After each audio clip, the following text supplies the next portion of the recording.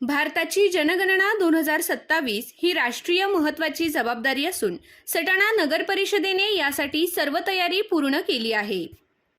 नगर परिषदेच्या मुख्याधिकारी व जनगणना अधिकारी ज्योती भगत यांच्या मार्गदर्शनाखाली संपूर्ण नियोजन आखण्यात आले आहे. शहरातील विविध शाळांमधील शिक्षक आणि नगर परिषद कर्मचारी प्रगणक म्हणून नियुक्त केले गेले आहेत.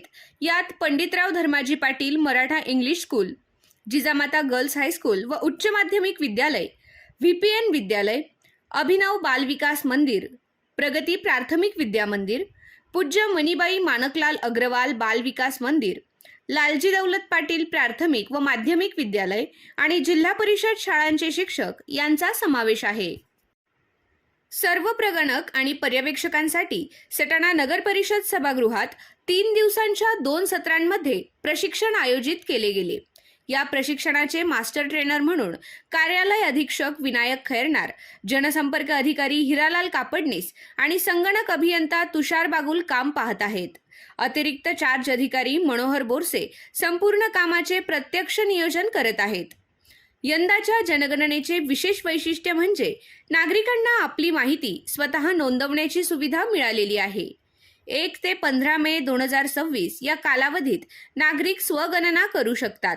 सटाणा शहरातील नागरिक, सुशिक्षित तरुण तरुणी व महाविद्यालयीन विद्यार्थी अधिकृत पोर्टल se.census.gov.in किंवा मोबाईल ॲपवर जाऊन आपली स्वगणना पूर्ण करू शकतात.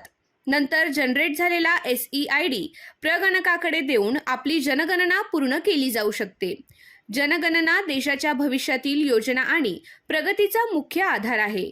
त्यामुळे सटाणा शहरातील जास्तीत जास्त नागरिकांनी प्रशासनाला सहकार्य करावे आणि अधिकृत पोर्टलचा वापर करून आपली स्वगणना पूर्ण करावी, असे आवाहन जनगणना अधिकारी ज्योती भगत यांनी नागरिकांना केले आहे.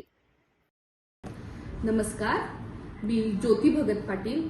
सटाणा शहरातील सर्व सुज्ञ नागरिकांना मी आवाहन करते की भारतीय जनगणना कार्यालयाने जनगणना 2027चा कार्यक्रम जाहीर केलेला आहे. ही भारतातली 16वी जनगणना, स्वातंत्र्यानंतरची 8वी जनगणना आणि भारतातील पहिलीच डिजिटल जनगणना आहे. तरी सर्व प्रतिष्ठित सुज्ञ नागरिकांना माझे आवाहन आहे की 1 मे ते 15 मे दरम्यान स्वगणनेचा टप्पा आहे.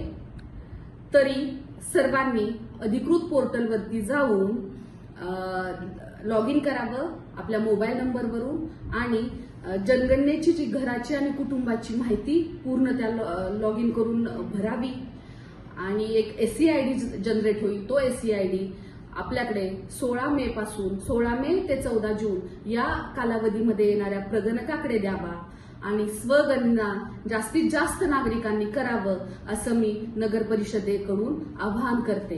स्वगणना करून आपल्या देशाच्या विकासामध्ये आणि प्रगतीमध्ये आपला सहभाग नोंदवावा ही नम्र विनंती.